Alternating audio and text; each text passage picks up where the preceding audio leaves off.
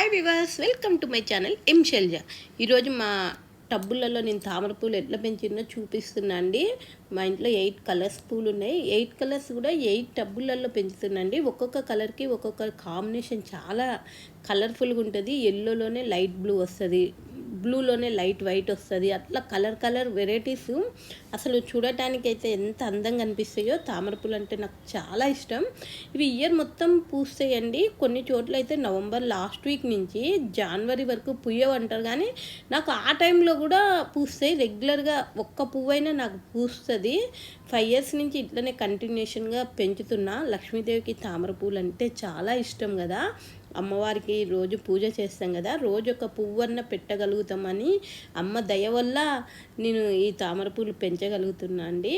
చాలా అద్భుతము. ఈ పూలు ఇట్లా టబ్లో ఉన్నప్పుడు నేను మార్నింగే వీడియో తీసిన కానీ విచ్చుకోలే, సూర్యుడు వస్తేనే విచ్చుకుంటాయండి.